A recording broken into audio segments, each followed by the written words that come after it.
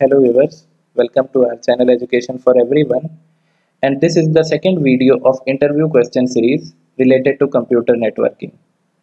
If you are here for the first time, my request to you is to please go through all the other videos in this series as well. If you want presentation used in this video, check the link description of the video. Alright, let us start with the first question of the video, that what is web browser? So simply telling, web browser is a software which is used to request the data from internet or world wide web. What it will mean is that it will, on the behalf of user, it will request the data from the internet. When a user opens a particular website, web browser retrieves the necessary content. It will render the HTML part with the help of HTTP response and the necessary content from a web server, and then it displays the resulting web page. It will collect all the objects coming from the web server and it will show to the user in the way of or in the medium of web page on the user's device, whether it is computer, laptop, mobile, etc. Alright, and the one more question related to web browser is that, which is mostly asked in question interview question, is that what is the difference between web browser and search engine? What is the difference between these two? So frankly telling, that web browser is a platform, alright, which is used to access the data, and search engine is just a website which is used to search the data on the internet. It will optimize your results when searched by the search engine. Okay, so what it will do, it will optimize the result. So this is the part of search engine, and just like these websites, your browser can access enormous number of or many number of websites. Okay, it can access without search engine also, but search engine can't be used without web browser. Okay, so this is a platform, or we can say this is the browser, this is the search engine. Okay, so let's move on to the second question, that what is ICMP? So here I am giving one example. Suppose A wants to send some packet, this is the packet P1, okay, to B, and suppose it is done through one router R1. Now let's suppose there is a condition that it is congested with other packets as well, and it is, this packet when comes here, it is dropped by this router. Okay, this packet is dropped, P1 is dropped, and it does not go to B. Then how will R1 notify that the packet is dropped to A? It will make a message, and with the help of ICMP, means internet control message protocol, it will send this error message back to the A, that your packet is dropped and you need to send it again. Okay, so this is the function of ICMP, that it is proposing a way in which error message can be dealt in the network. Alright, so let's move on to the other question, that what is minimum spanning tree? So here also I am giving one example, that suppose there is a network which is containing 5 devices A, B, C, D and E. Okay, so we have to make a graph in which all the nodes are covered just once. Okay, there should not be repetition of any node. So this is the condition of a spanning tree. So first let me explain you what is a spanning tree, and then we will move on to minimum spanning tree. So there are two conditions for a graph to validate a spanning tree, or what we can say minimum spanning tree. So a spanning tree, what it will do is that it will take two conditions. What are these two conditions? That all the nodes are covered in the network, all the nodes are covered, and there should be no loop which is present in this tree. Okay, so let's suppose this A, B, C, D is connected in this manner. So this is the spanning tree, but this is not the spanning tree. Here you can see that there is loop. B, C, E is the loop. So this is not the spanning tree, but A, B, D, C and E. this only. When this is not the connection, then in this case this is the spanning tree. Now there can be many spanning tree in the single network. A B C D E will also be the spanning tree, okay, because there is no loop. This, okay, this does not contain any loop and all the nodes are covered in the network. Now what is the minimum spanning tree? So when the least cost is incurred at the time of making the spanning tree, then that in that case that will be the minimum spanning tree. Now what are the uses of MST? So the uses are cluster analysis, handwriting recognition and image segmentation. So in these cases MST is used or applicable. Now, what effect does it make on speed as the traffic increases on any torrent or any client server based website? So, this is the comparison in between P2P architecture and client server architecture. So, as we know that we already knew that P2P, that torrent is an example of P2P architecture. Okay, and this question is asking that if the number of nodes increases inside a network, then what will happen between two architectures? So this is the first chapter in data communication, or what we can say computer networking, that what will occur if the number of nodes increases between two architectures. So the answer is, in the client server architecture, the time will go on and on, so it will increasing. All right, but as the traffic increases, the time will not go in the linear way, but it will start to decrease. Okay, so this is the slope, and it will take lesser time.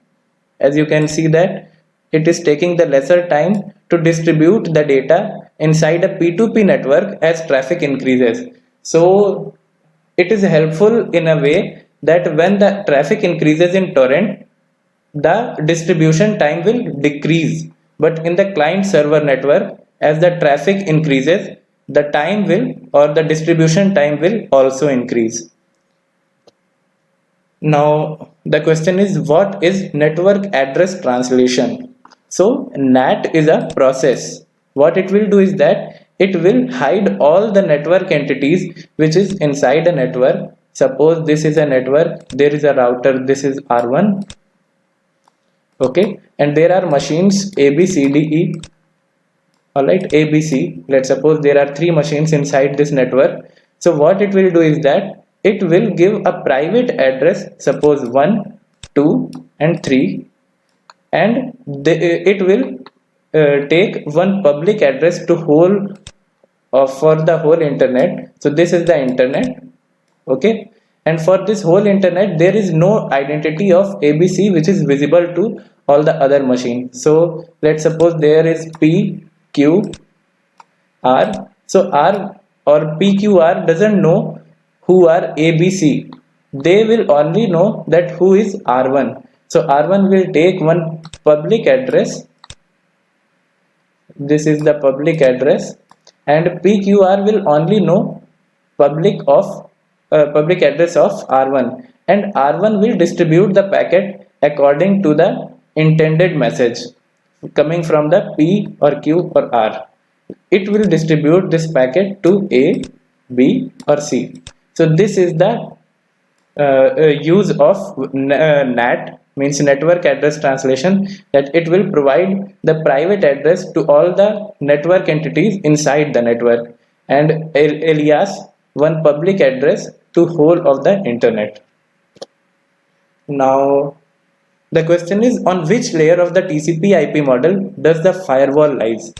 So let me make it clear that firewall can be used with the help of routers also, means router can also act as firewall. So on which layer router lies? So router lies on network layer, so the firewall also lies on network layer. Now the question is, what are firewalls? So the firewalls are software or hardware that enforces a set of rules. What are these set of rules? That about what data packets will be allowed to enter the data or leave the network. So suppose this is a network and this is the router on which firewall is installed. Okay, so it will check what are the packets which are coming, incoming, and what are the packets which are outgoing. So it will regulate the type of packets which are coming or going out from the network. And firewalls are incorporated into a wide variety of networked devices, and it is used to filter the traffic. What it is doing? This is the functionality that it is filtering the traffic, and it is lowering the risk of attacks or malicious packets traveling over the public internet can impact the security, and this is the theory which you can read yourself.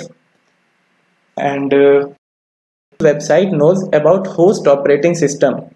So there is a field in the HTTP request which is known as user agent. So in this user agent field, it looks like this, and here you can see that the name of the browser, its type and its version, and what is the kernel you are using, and which type of operating system are you using, and the version of operating system. These all things are packed into a one what you can say as user agent field. It is there in HTTP request. So when any browser sends an HTTP request to server, in this way server will check that what is the user agent field, and it will get to know that what is the what is the operating system you are using. And what is session ID? So session ID is the unique ID which is given from any website to the user which is visiting. Alright, so it is a unique number that a website's server assigns a specific user. So the number of times a user is accessing any website, the different session IDs are provided by the web server to the user. So let's suppose A, B are two users, they are accessing one website. Okay, so this is website W1. So W1 will give a unique number to these two users, 1 and 2. Let's suppose it is giving 1 and 2 as session IDs. Okay, now let's suppose A is minimizing its window, or A cuts his window and opens this website again on the search engine. Then what it will do? It will give a new session ID to the user. So this is the concept of session ID, and every time an internet user visits a specific website, a new session ID is assigned. So that's what I am saying or explaining. And the other question is, what does get method do? So there are different methods in which you can request the data from the server.